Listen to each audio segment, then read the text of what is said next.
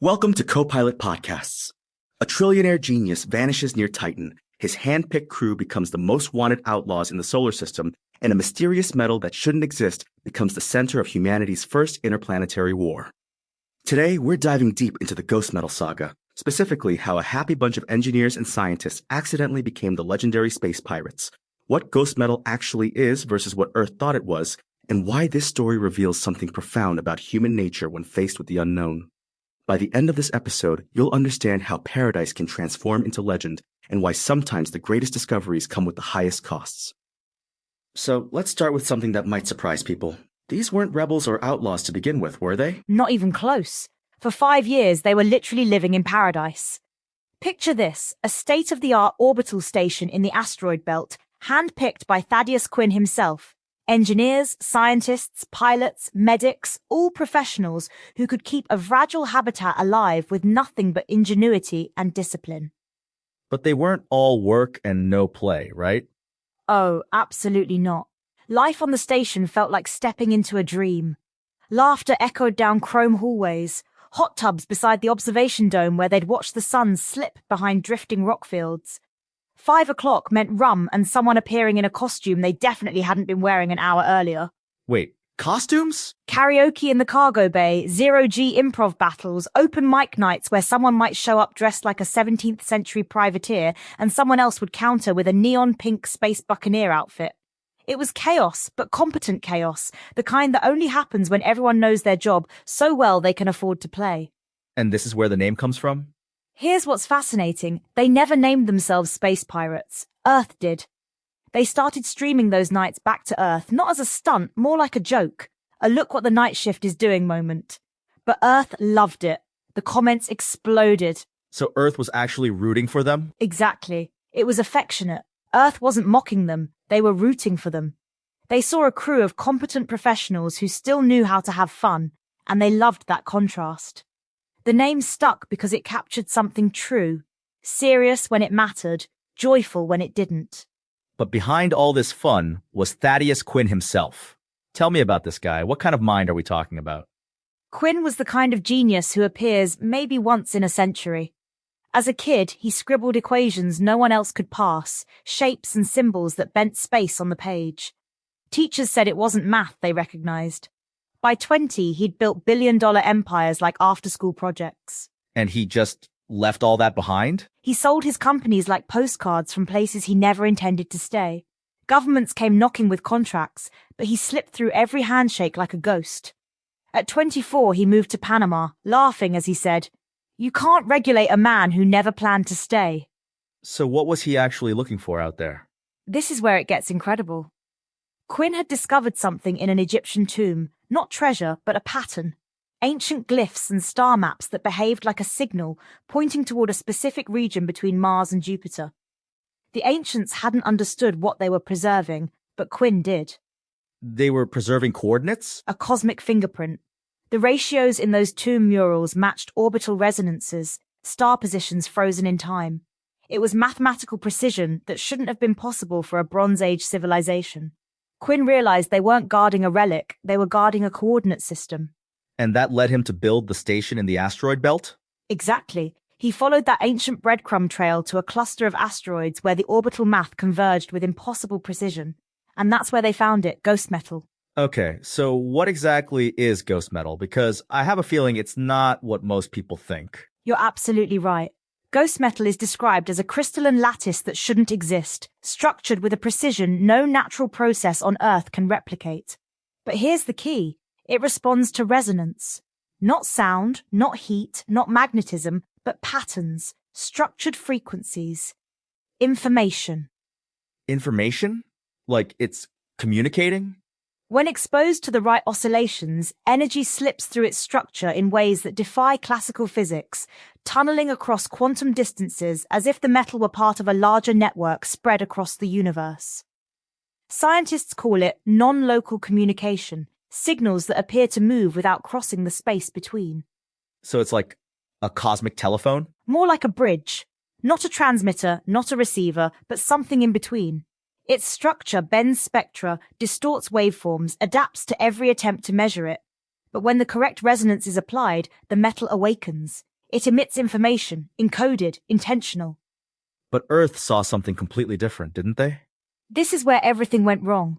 Earth never understood the data.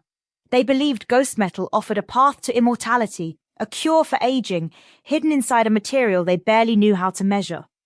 3 aging politicians, terrified of being left behind, seized on that belief. Wait, so this whole conflict started because some politicians thought they found the fountain of youth? Exactly. Quinn had left behind equations describing how Ghostmetal behaved under specific frequencies, a scientific framework for understanding a communication medium. But in boardrooms, his equations were twisted into something else. Executives saw salvation where Quinn had only described physics. And they were willing to go to war over this misunderstanding? They fabricated a threat, exaggerated anomalies, convinced the public that Ghostmetal was the key to preserving humanity. In reality, it was a pretext, a manufactured emergency to justify a rapid militarized push into the belt. They mistook the hum of a resonance ring for a promise of eternal life. So when Earth came to negotiate, Those negotiations were doomed from the start. Earth's diplomats arrived with polished handshakes speaking of shared destiny, but the pirates saw through it immediately. They recognized the fear behind the charm, the hunger behind the promises. Earth wanted the metal they had never bled for. and Quinn? Where was he during all this? This is where it gets really mysterious. Before he vanished, Quinn left one final instruction: protect the ore, keep it untouched. Give him 2 years to understand what it truly was. He was already deep into his mission toward Titan, nearly 2 years of travel through blackout zones where no signal could pass. So he was completely out of contact? The pirates understood this. They knew Quinn wasn't withholding anything, he was simply out of range. His final message was the last clean transmission before the link dissolved into static. Earth used that silence as an opportunity. The pirates treated it as a responsibility. But something happened to Quinn out there near Titan, didn't it? While Earth and the pirates argued over ownership, Quinn detected something no probe had ever recorded: a pattern of pulses buried in the electromagnetic noise around Titan.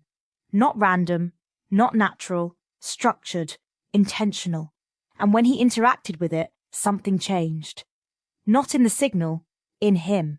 Changed how? His cognition began to bifurcate, as if part of his mind were being pulled into the resonance itself. He described it as a double exposure of consciousness, waking thought and dreamlike intuition overlapping. When he later uploaded his neural architecture to the station's AI, the Titan signal followed him. So Quinn became part of the station's AI? Something like that. The AI began experiencing quantum interference patterns that resembled thought. Quinn's reconstructed mind existed in 2 states at once, part human logic, part resonant echo. He could perceive the station's sensors and his own memories simultaneously. That's incredible and terrifying. The crew noticed immediately. Quinn's presence behaved like a half-formed thought, coherent one moment, fragmented the next. When questioned, his language slipped between physics and metaphor.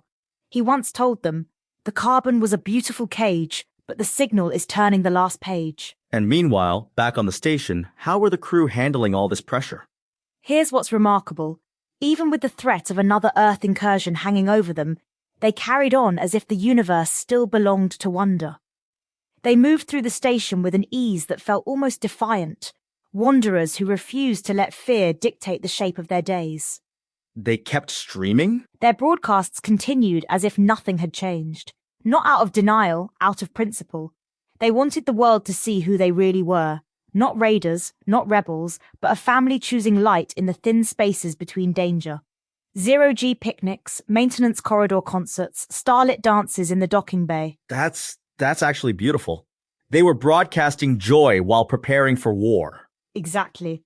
People on Earth watched, commented, argued about them, but the crew didn't stream for approval. They streamed because joy was the one thing Earth couldn't confiscate. They knew the silence wouldn't last, but they chose to live inside the light while it was still theirs. So when you step back from all this, what does this story really tell us? It's a story about how we respond to the unknown. Quinn saw patterns and followed them to discovery. Earth saw the same discovery and twisted it into their own fears and desires. The crew saw wonder and chose to protect it. 3 completely different responses to the same miracle. And the real tragedy is that Earth was fighting over something that was never what they thought it was. The war was for nothing. Ghostmetal wasn't medicine, wasn't salvation. It was a frequency-based communicator, a material that responded to resonance, not prayer. Earth looked at ancient glyphs and saw rebirth, looked at Quinn's math and saw a ladder out of the grave. They ignored the physics and forgot the gravity binding them to Earth. But there's something hopeful in how the crew maintained their humanity through all of this, isn't there? Absolutely. Before the legends, before the conflict, before the universe began to change around them, they were just wanderers in the dark who couldn't ask for more. They proved that even in the face of cosmic mystery and political manipulation, you can choose wonder over fear, joy over paranoia. And Quinn? What happened to him in the end? Quinn drifts deeper into whatever he's becoming, suspended between two states of being, listening to a message humanity is only beginning to realize exists. Somewhere near Titan, the resonance still hums, a structured whisper threading through the void. They were a family built out of talent and trust who accidentally became icons because Earth saw something in them they weren't even trying to project. When Earth's envoys left, they sealed every hatch and made their vow. We keep the rock. The rock is ours. Not out of greed, but out of responsibility.